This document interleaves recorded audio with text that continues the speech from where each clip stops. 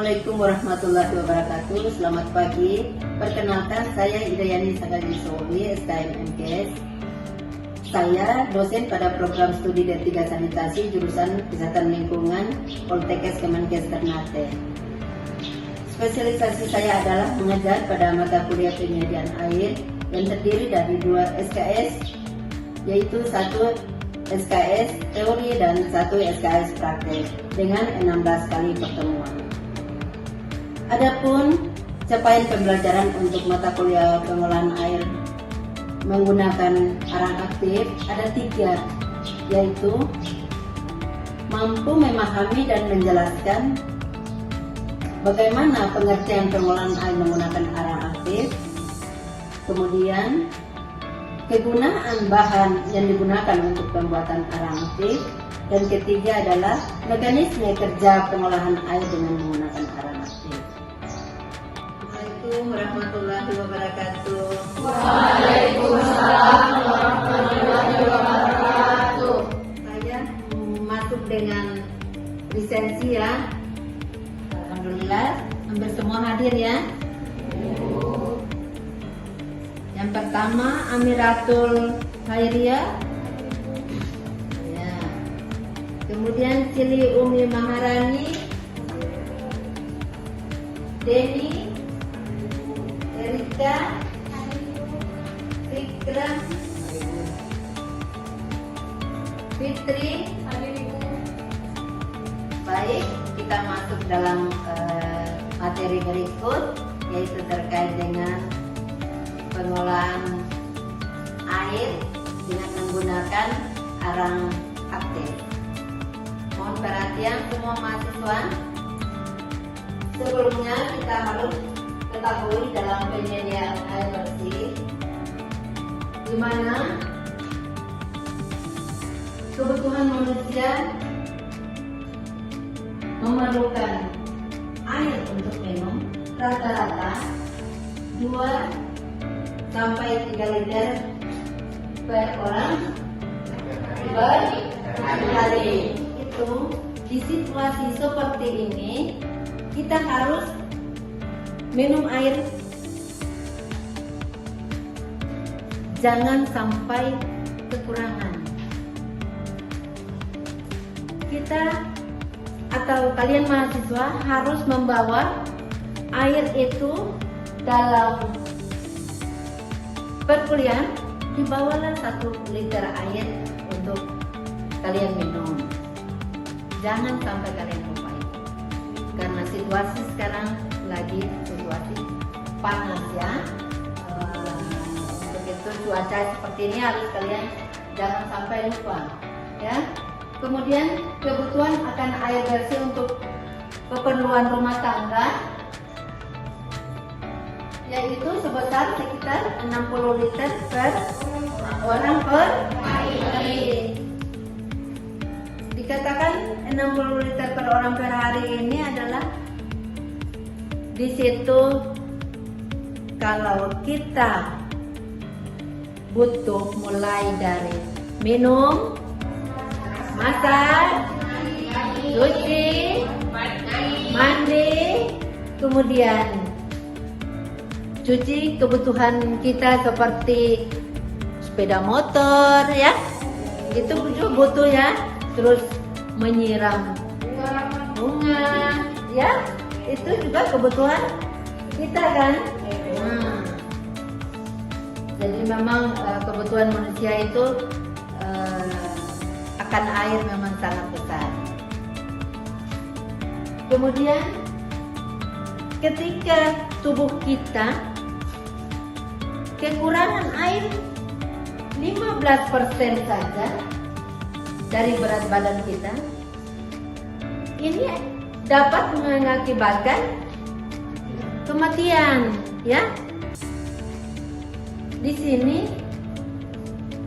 kalian harus memperhatikan bahwa air memang betul-betul sangat fatal ya.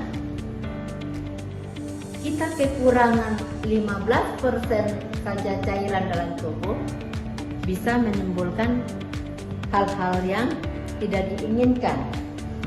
Kemudian di sini adalah ada aspek legalitas kita, yaitu kita punya Permenkes atau Peraturan Menteri Kesehatan Nomor 32 Tahun 2017 tentang standar baku mutu kesehatan lingkungan dan persyaratan kesehatan air untuk keperluan higien sanitasi, kolam renang, sumber aqua dan pemandian umum. Ini diatur semua di dalam Permenkes, ya. Kemudian kita punya standar baku mutu kesehatan lingkungan tersebut untuk media air, bahkan untuk keperluan higien sanitasi meliputi itu ada parameter fisik, kemudian biologi, kemudian kimia. Ini semua merupakan parameter wajib, ya, yang harus kita periksa sampelnya, ya. Untuk itu sampai di sini mungkin ada yang mau bertanya, saya persilakan. Assalamualaikum warahmatullahi wabarakatuh. Waalaikumsalam warahmatullahi wabarakatuh. Berdasarkan materi yang telah dipaparkan Jepang, di sini menyimpulkan pertanyaan apa yang akan terjadi jika kebutuhan manusia untuk air minum itu kurang dari 2 sampai 3 liter per orang per hari. Jadi itu satu pertanyaan saja. Kembalikan dulu. Baik, terima kasih. Silakan dulu kembali. Pertanyaan yang bagus sekali dari Putri, ya. Sebelumnya mungkin ada yang ingin mau menyangga, saya persilakan. Oh, silakan. Siapa? Erika Febriani Malam. Erika, silakan. Oke, Assalamualaikum warahmatullahi wabarakatuh. Waalaikumsalam warahmatullahi wabarakatuh. Ini saya menjawab pertanyaan dari saudara Putri. Pertanyaannya tadi saya menanggapi seperti yang kita ketahui air itu sangat penting apalagi untuk tubuh kita. Jadi kalau kita tidak minum air atau 2 sampai 3 liter per orang, kita akan mengalami dehidrasi atau kekurangan cairan pada tubuh. Terima kasih. Saya kembali ke Erika. Oh, baik, ya. Terima kasih, Erika. Ya, baik. Kita masuk dalam sumber air, ya. Mohon perhatian seluruhnya.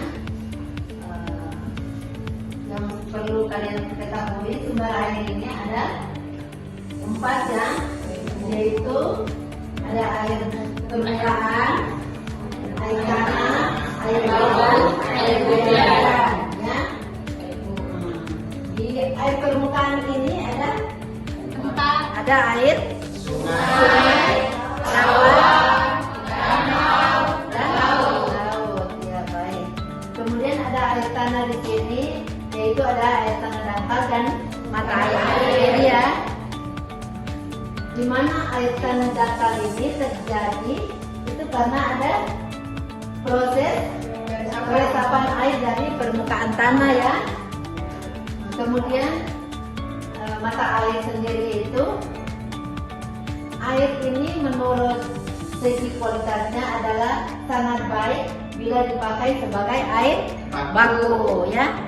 Jadi air dangkal ini itu biasanya didapati oleh turunnya air hujan, ya. Air hujan turun dan ditangkap oleh akar-akar pohon, ya. Akhirnya dia menyimpan air di akar pohon. Yang sebentar air simpanan itu dijadikan sebagai air baku, ya. Air baku di mana ketika kita menggali sumur, di situ ada simpanan air. Jadi banyak air yang kita dapati, ya. Kemudian ada air laut, yaitu salah satu sumber air walaupun tidak termasuk kategori yang biasa dipilih sebagai sumber air baku untuk air bersih atau air minum karena memiliki kandungan garam atau NaCl yang cukup besar, ya. Tetapi sekarang ini di negara-negara maju, ya, itu sudah jadikan air laut sebagai air minum, ya. Lewat apa? Lewat mereka mulai olahnya menggunakan alat destilasi yang besar, yang memang kalau di Indonesia memang belum ini, ya, belum di sini masih ada uji coba, tapi kalau di negara-negara maju itu sudah mereka sudah menyuling air laut menjadi air tawar, ya, mau dijadikan air baku, air minum, ya. Kemudian ada air hujan, ya. Kalian perhatikan, air hujan dapat menjadi air minum, akan tetapi untuk menjadikan air hujan sebagai air minum hendaknya jangan pada waktu penampungan air hujan mulai turun karena masih mengandung banyak kotoran, ya. Air hujan ketika jatuh lewat rumah-rumah orang, ya, untuk itu jangan langsung kita tadah, ya. Menggunakan apa? Talang, ya. Nah, jangan langsung dimasukkan di dalam ember atau di tempat penampungan air hujan, tetapi biarkan 5-10 menit kemudian baru ditadah, ya, lewat talang airnya. Karena apa? Kalau langsung nanti banyak pencemarannya, ada padatan-padatan. Kemudian kalau air langsung ada kotoran-kotoran dari atas atap rumah langsung mengikuti air yang kita gunakan nanti, ya. Kita masuk pada parameter kualitas air bersih yang disyaratkan, ya. Di sini parameter kualitas air ini ada syarat fisik, kimia dan biologi, ya. Syarat fisik ini, secara fisik air bersih harus jernih, tidak berbau, tidak berasa dan tidak berwarna, ya. Nah, itu harus kalian pahami, ya. Itu kita dapat melihat secara visual, ya. Tetapi kalau secara kimianya, air yang tidak tercemar secara kimia di sini yaitu ada bahan-bahan kimia antara lain ada besi, ada mangan, ada barium. Nah, ini harus diintervensi, ya. Harus ini yang syarat kimia ini, air yang harus kita konsumsi itu harus dikelola dengan baik. Pengelolaan air dengan kalau mengandung bahan kimia ini harus diolah menggunakan arang patok kelapa atau arang-arang yang lain, ya, sebagai bahan untuk pengolahan air, ya. Karena berbeda dengan kalau di syarat biologi, yaitu mengandung bakteri, ya, yang melebihi batas tertentu, itu dapat mengakibatkan sakit perut atau diare, ya. Untuk itu kalau mikrobiologi, pengolahan airnya dengan menggunakan apa? Dengan cara masak polanya, ya. Kita masuk di apa yang dikatakan dengan karbon aktif, yaitu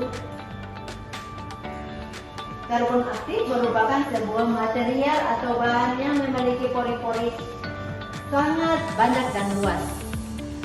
Pori-pori ini berfungsi untuk menyerap setiap kontaminan yang dilaluinya. Artinya jika air disaring dengan karbon aktif, maka kontaminan dalam air dapat masuk dalam pori-pori dan terjebak di dalamnya. Dengan dengan definisi ini mungkin ada yang ingin mau bertanya? Saya persilahkan. Ya, silakan Rafika. Sebelumnya, Assalamualaikum warahmatullahi wabarakatuh. Waalaikumsalam. Terima kasih kepada Iswa atas kesempatan yang telah diberikan kepada saya.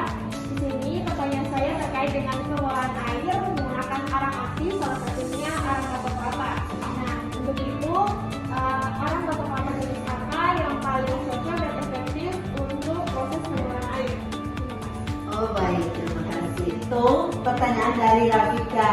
Rafika melihat kondisi keadaan kita di wilayah Maluku Utara ini, terutama di Kota Ternate ini, lebih banyak kita gunakan bahan baku yaitu kelapa ya.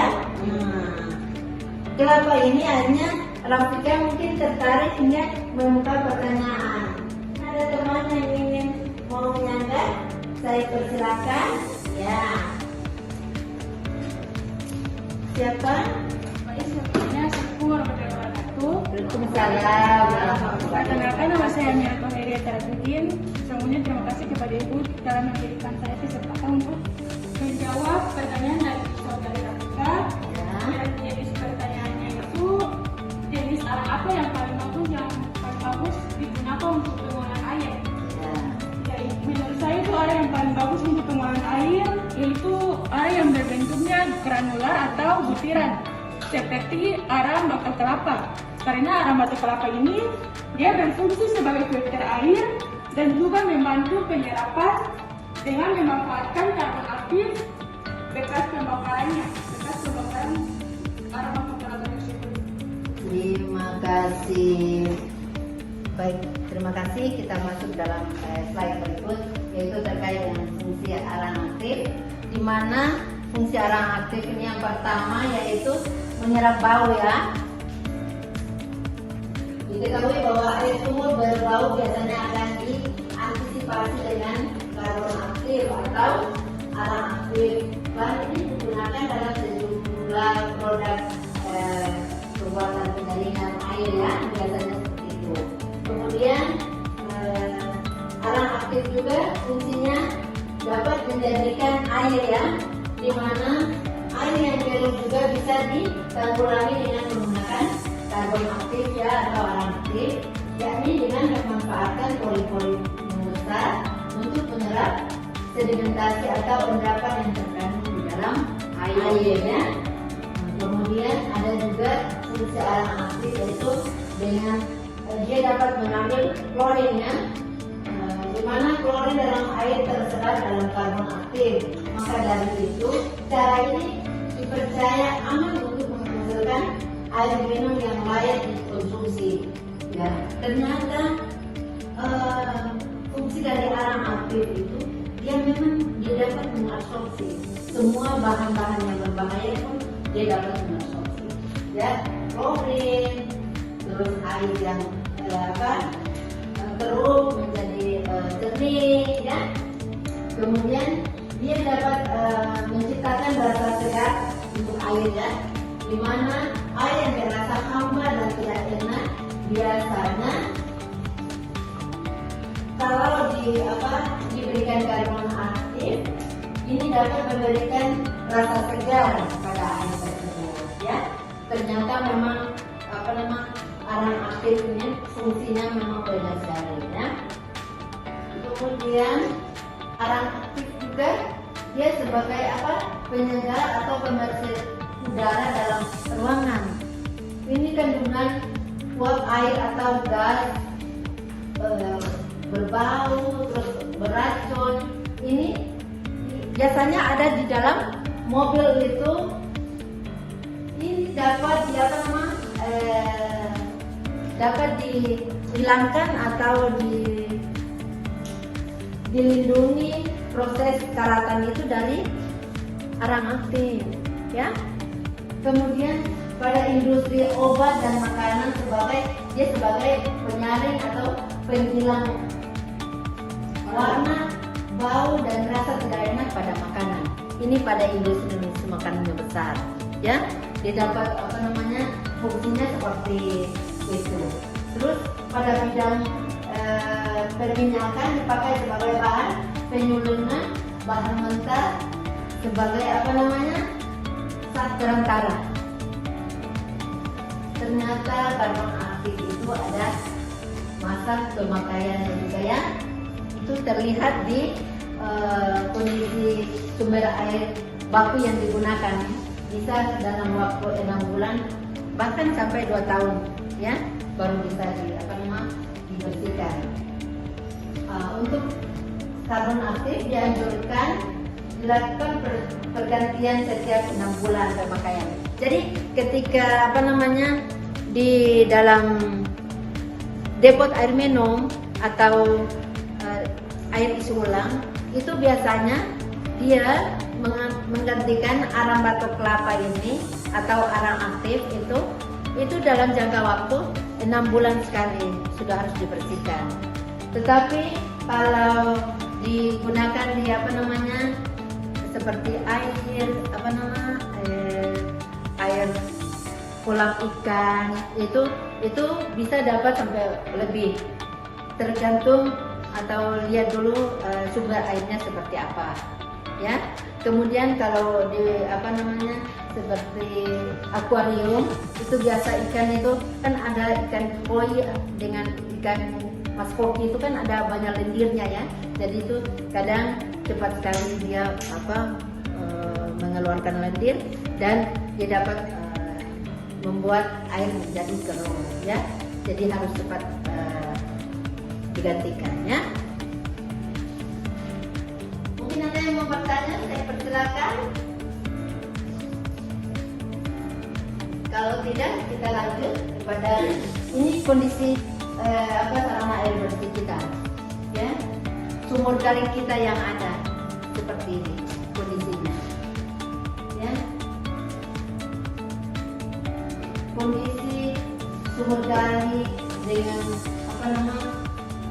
terdiri dari bibir sumur, dinding sumur, lantai sumur, kemudian harus dilengkapi dengan saluran air limbah, kemudian ada kerekan timba.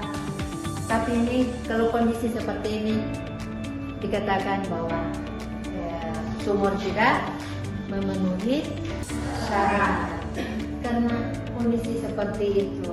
Kondisi seperti ini harus intervensi adalah olah dengan cara menggunakan arang aktif, ya. Yang sebentar kalian nanti bisa atau kalian dapat ini dijadikan satu bahan untuk penelitian kalian, ya, KTI kalian, ya. Bisa, silahkan. Ada sumur-sumur seperti ini. Kondisi sumur seperti ini bisa diolah airnya menggunakan arang batok kelapa atau menggunakan arang kemiri atau menggunakan arang dari kenari, ya. Bisa semua. Baik, kalau belum ada pertanyaan, saya lanjut dengan penyakit yang berhubungan dengan air. Di sini ada waterborne disease, ada water disease, kemudian ada water related infector, ya. Ada ini penyakit yang berhubungan dengan air ini atau waterborne disease itu penularan langsung, ya. Jadi ini air yang mengandung kuman langsung diminum. Nah, ini bahaya, ya, bahaya. Jadi ini biasa di wilayah-wilayah tertentu biasa daerah yang kesulitan air, kemudian air kalau tidak diolah langsung dikonsumsi, nanti akan menimbulkan penyakit, ya. Kemudian ada water disease sini yaitu terkait dengan kekurangan air, berarti berhubungan dengan PJ perorangannya. Untuk itu harus diperhatikan ya terkait dengan penyakit-penyakit ini. Kemudian ada penularan penyakit oleh vektor di mana sebagai hidupnya tergantung atau pada air ya, harus diperhatikan itu. Mohon perhatian, ada yang mau menanggapi, saya persilakan. Kalau belum, kita masuk pada ini. Ada penyaringan air ya. Ini penyaringan air yang kalian harus ketahui. Ya, ini ada air keruh. Di dalam itu penyaringan ini ada beberapa material. Ada pasir, ya, kerikil, karbon aktif, ya. Terus ada di bawahnya ada kerikil ya, ada pasir. Nah di sini gunanya untuk apa? Untuk mengolah air yang keruh tadi, ya, atau air yang berbau berwarna itu diolah menggunakan penyaringan seperti ini. Memang benar sekali apa yang dikatakan oleh Rafika dan teman-teman, air itu harus diolah ya. Terus menggunakan bahannya memang betul-betul yang kualitasnya arang itu harus arang yang betul-betul punya kualitas bagus supaya dia dapat mengabsorpsi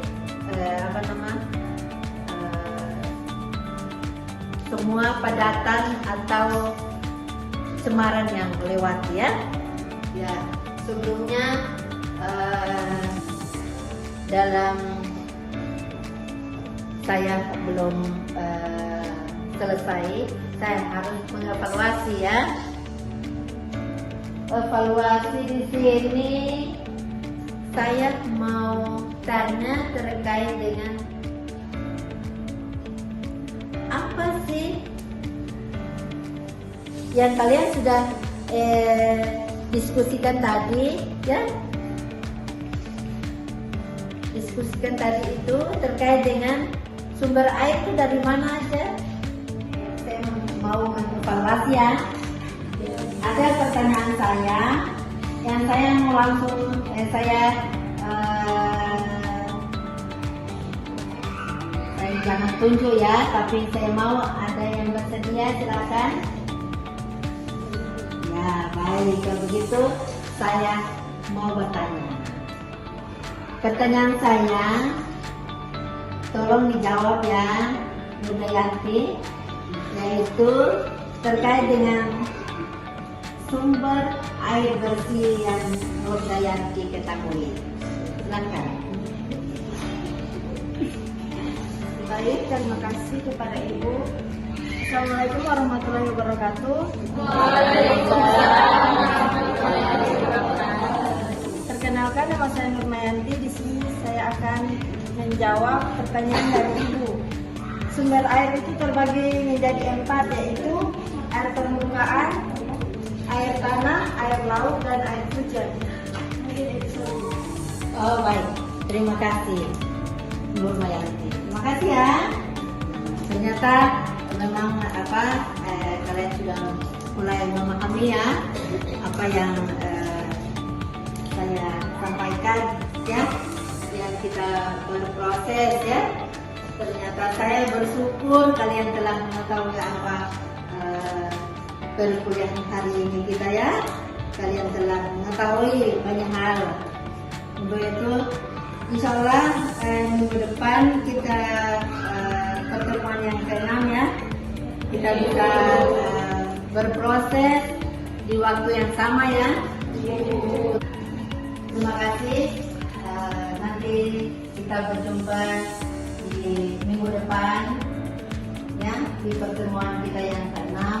Untuk itu saya pamit. Wabillahi taufiq wal hidayah. Assalamualaikum warahmatullahi wabarakatuh.